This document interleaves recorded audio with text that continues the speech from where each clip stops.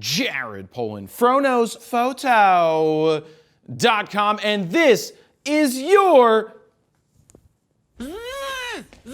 Photo News Fix. This fix is brought to you by Squarespace. I personally use Squarespace for my online portfolio at jaredpolin.com because it's simple, affordable, and I don't need to know coding. After all these years, I still don't need to know coding. If you've been looking to build your very own portfolio or website, now is the best time to do so. Head on over to squarespace.com/FroKnowsPhoto to get your 14-day free trial. If you decide that it's for you, use the code FroKnowsPhoto at checkout to get 10% off your first order. First up, this is the week we've all been waiting for a super long time. I've been ready for this my whole life. After months of delays and teasing, we're about to get a massive load of camera news dumped all at the same time, all over our faces. That's great.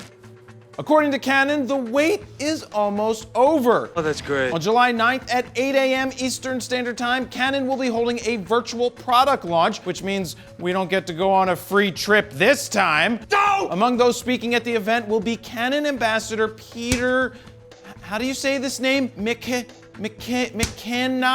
Never heard of him. Must be new here.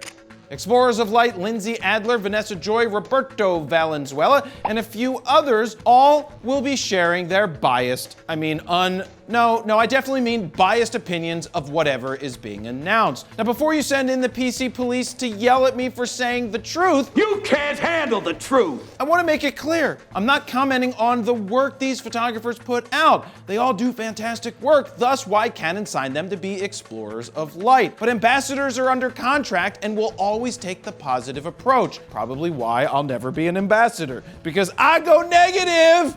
Boom! Pew, pew, pew! So what's Canon going to announce? Well, your guess is as good as mine. Why don't you toss some guesses out at the screen right now? Oh, R5? Oh, that was a good guess. Nice job, you. Not so much you right there, but you right there. Nice job. Oh, the R6? It's another good guess. We'll all have to tune in at 8 a.m. on Thursday to find out, except in Canada, where restrictions may apply. Where no restrictions actually apply. I just wanted to make fun of Canada. You guys are dick. But I really do love Canada. Sorry. Fuck you, buddy. Next up, Canon Rumors has posted what looks to be an authentic photo of the Canon EOS R5's video recording options. From the looks of the screen grab, it looks like you can shoot 8K DCI or 8K Ultra, depending on what frame size you are looking for. In terms of codecs, you can choose between All-I, IPB, and RAW. And I almost fell backwards. Great. What's wrong with me? Maybe I'm hungry. You get a little cranky when you're hungry. What's interesting is it looks like 8K RAW recording will allow for a record time of 2131, though I think that might depend on the size of the card that you have in the camera, because I honestly think it will be 2959. That'll be a lot of data, though. The big question is, will it blend? Blending is the secret. No, actually, the big question is, will it set itself on fire?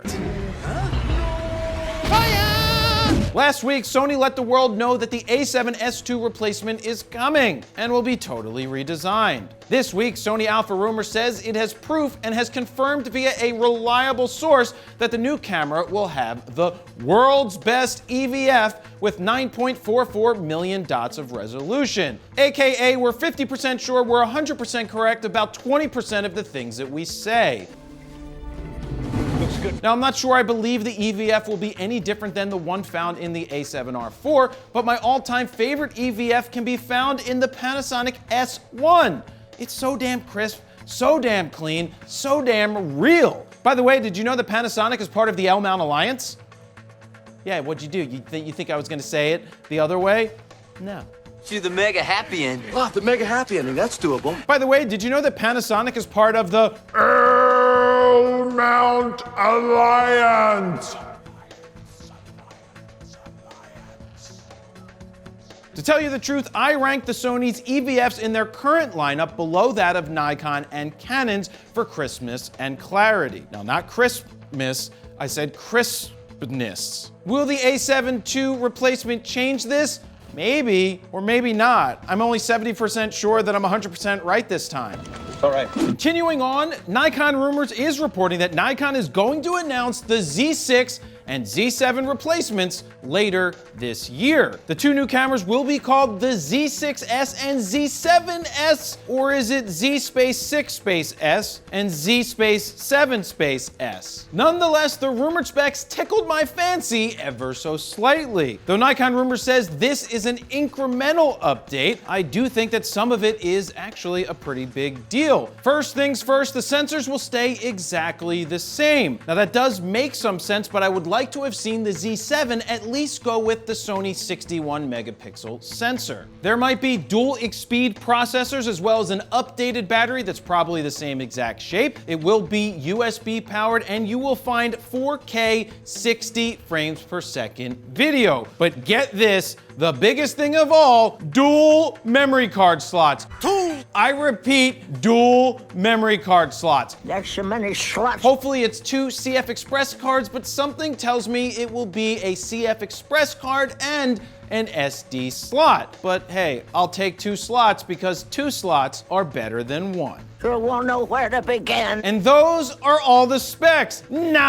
There's one more big rumored spec, and that's that there's going to be a vertical grip with buttons and controls. What? Buttons and controls? Oh my God, it's as if they're reading my mind. It's as if I've never said I wanted any of this stuff at all. It's kind of like Nikon was watching some of my videos in the past. The average hater listens for 2.5 hours. I reached out to Madeline at Nikon PR for some comments, and she hit the asshole button and sent me right to voicemail. Come on, Madeline. I thought we had something good going on, but I guess not. I scratch your back and you scratch mine. The funny thing about my back is... Anyway, if this is true, there's going to be some very, very pissed off Z6 and Z7 owners because the value of their cameras is going to plummet. Shit, I own 2 Z6s.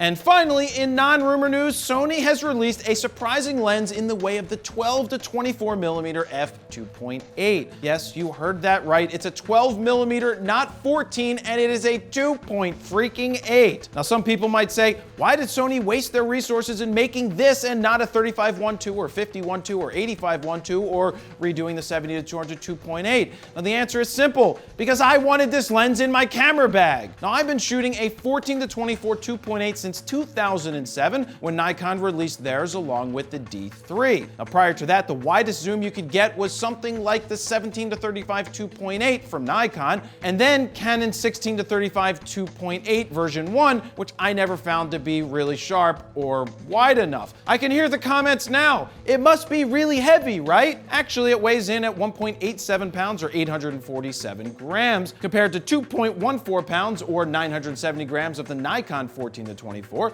and 1.75 pounds or 795 grams of the Sigma 14 to 24 2.8. Now, I spent some time with this lens last week and I love it. I love being able to go just a smidge wider when I want to. Now, here's the Philadelphia Museum of Art at 12 millimeters on top and 14 millimeters on the bottom. It's not just that it's wide. It's super fast focusing with 4 motors, extremely sharp and not super prone to lens flare. The only thing that will scare people away is its $3,000 price tag. Damn! Is it overpriced? Well, the truth of the matter is, if you're asking that for yourself, then this lens isn't for you, but that's perfectly fine. That's fine because Sigma offers the 14 to 24 2.8 at $1,400, and you're not really sacrificing that much to go with that lens. In fact, I love that lens as well. It's done well for me on the campaign trail. But give me a 12 millimeter 2.8 that also goes out to 24, and I'm all in. Okay. You can check out my in-depth real-world review and download sample raw files at the link below. And there you have it. That's your photo news fix this time around. To check out the last fix, go ahead and click on the screen right here. Don't forget to like, share, comment, and subscribe. And that's where I'm gonna leave it. Jared Polin, FroKnowsPhoto.com. See ya.